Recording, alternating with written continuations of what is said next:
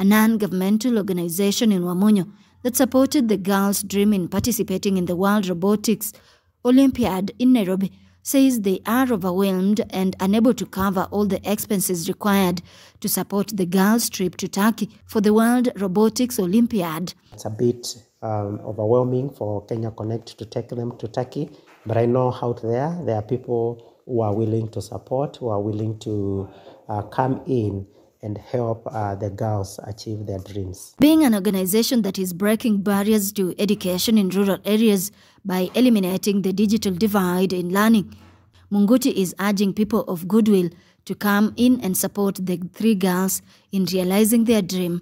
During the competition staged in Nairobi with nearly 25 participants, Makalu Junior, a school supported by same organization, emerged fourth in the junior division. That is to take the elements, which is green elements, to go and place in Park A and B. Reporting for K24 TV from Wamunyo, Machakos County, I am Electen Odera. Elsewhere, the Kenya Aviation Workers Union has announced an intended strike to protest the planned public-private deal between JKA and the Indian firm Adani Airport Holdings. KAU Secretary General Moses Ndiema says the government had not adhered to legal requirements on public participation before entering the deal. KAU also protested non-involvement of its members, who it said are key stakeholders. According to Ndiema, further privatization of the airport will result to unemployment, claiming Adani has plans to scale down workforce at the facility. KAU's move comes amid mounting concerns over the proposed Adani deal, even as the government allayed any arising fears. Opposed to the intended Adani deal, and as part of that objection or rejection, we have identified a number of managers within KAA and KQ whom we consider to be enablers of the deal, or they are part of the people who have they're creating a bad reputation for the aviation industry in Kenya. And so on Monday, we will be serving KAA and all the organizations within the aviation sector with a strike notice. On that same Monday in the morning, our members, especially from KAA, will not be available for duty for about 2 to 3 hours, from around 8 to around 11, because they will be joining the procession to their managing director's office, where we will deliver a strike notice. In essence, the countdown has started. Last Saturday, we gave the government and the respective organizations 7 days to meet our demands, which, as I've said, stop the Adani deal, make management changes at KAA and KQ. They have not met any of the demands, and so it's going to form part of the formal strike notice right from Monday. A group of men, most of them aged over 60 years, have concluded their 8-day climb of Mount Kilimanjaro to raise funds to support the elderly in the community in a journey that began on the 3rd of August. Robbie Omondi caught up with them and brings us the inspiring story. Ahmed Jibril is the chairperson of Mama Ibado Charity.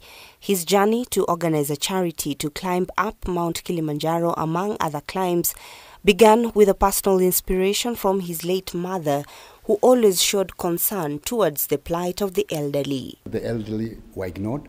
So when we started this process, we started it at a very low level. We started with 50 people. And those 50 people who started with us, we are still giving them food rations today. So that figure has grown over the period.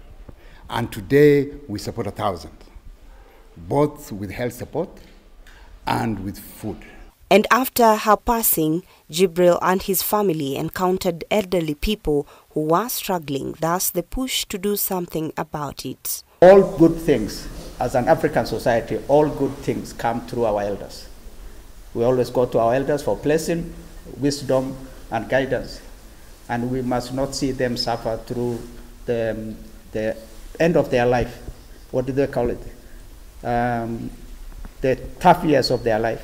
So please contribute generously. Think about your grandfather, your great-grandfather, and your neighbors. Grandmother, my apologies, and our grandmothers. Emily Ongachi is one of the beneficiaries in the Mama Ibado charity. She says that many elderly have indeed been neglected and lack basic needs, calling for well-wishers to continue supporting them. Hii chakula inasaidia sana sana. Nilikuwa hata nguvu imeisha kwa mwili. Anakupea uji, anakupea chakula yoyote tu yenye stahili tupewe. Imenipea nguvu na ninaweza tembea. And even though the government, through the Inua Jamii program, has put in place measures to take care of the elderly, there is still a gap that needs to be filled. For us, we are great believers of trying to keep our seniors within the community. And that's the African way. Yeah? Our biggest push is that. 2 years ago, we built 87 homes for the elderly in support by various donors. But what we did is that we went to the community where they live and community where they stay, negotiated with the community, they gave them space, and we built homes within the community. We are strong believers in trying to keep our elders in the community rather than separating them in homes. We acknowledge there are initiatives by the county governments and the central government in support of that, but the problem with those initiatives, they are not coordinated, they are piecemeal, they are not properly funded. Even Inua Jamii, one time they have money, the next time they don't have money. To this end, organizations like Mama Ibado Charity say stakeholders and the community at large can come together to bridge the gap, with this particular climb aimed to raise $100,000 to further these efforts. Our annual budget is about 50 million a year. So we need to raise funding. So this initiative, we're hoping to raise about 14 million shillings. To date, we've raised 50% of that. And we're hoping to achieve the rest from well-wishers, and any contribution, whether it's 100 shillings, 200, adds up to the amount. And despite their age, their aim is for them as part of the elderly persons in the society to take care of the fellow elderly and vulnerable in the community. Ni wazee for wazes, and this is my second trip. We've been to all the other mountains the same, including Meru, and this is my second trip to Kili.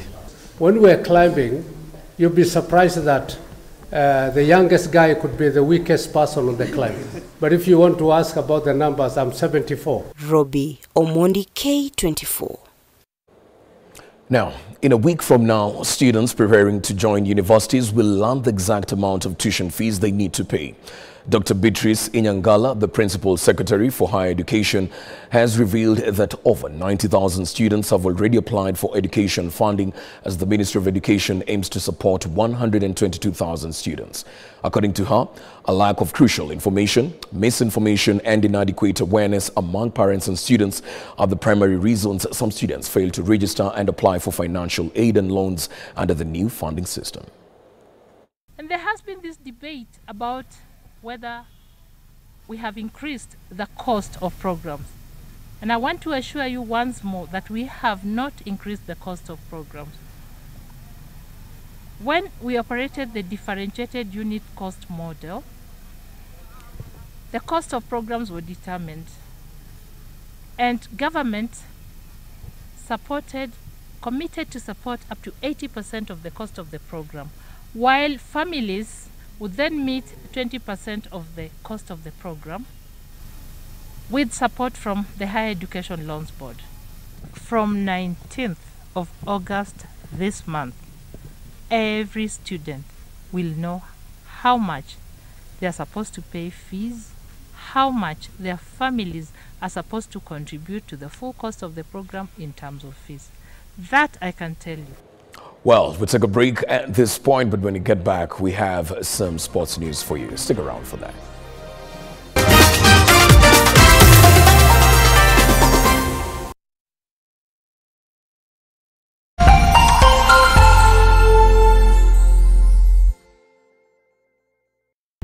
Have you watched K24? We would love to hear from you. Send us your feedback on what you like and what you don't like